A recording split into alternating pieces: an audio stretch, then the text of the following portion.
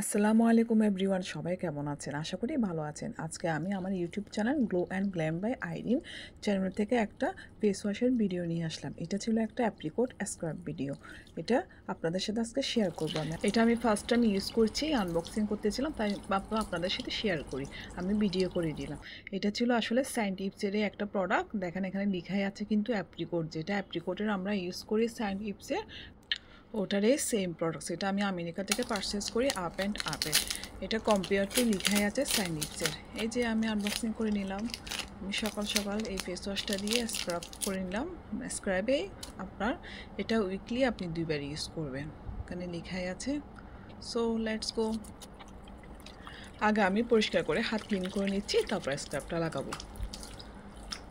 একটু মুখেও পানি দিয়ে দিতে হবে। মুখে পানি দেওয়ার পর আমরা স্ক্রাবটা ইউজ করব।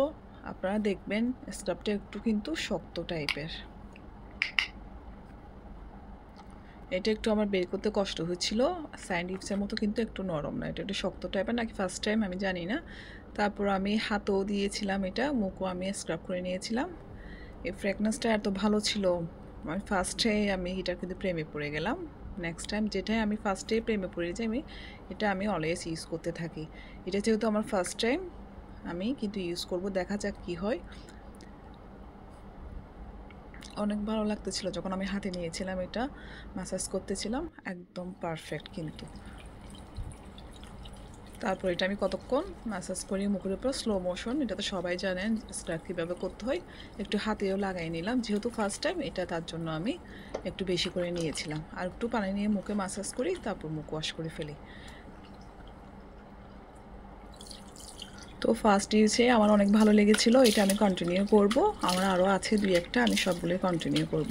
আপনারা কে কে এটা আগে ইউজ করেছেন আমাকে জানাবেন, এবং কার কার ভালো লেগেছে, এবং এটা শেষ হওয়ার পরে কে কী রিভিউ জানতে চান বা এটা সম্পর্কে জানতে চান, আমি আপনাদের সামনে নিয়ে আসব।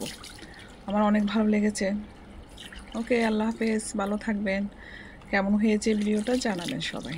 আসসালামু আলাইকুম এভরিওয়ান।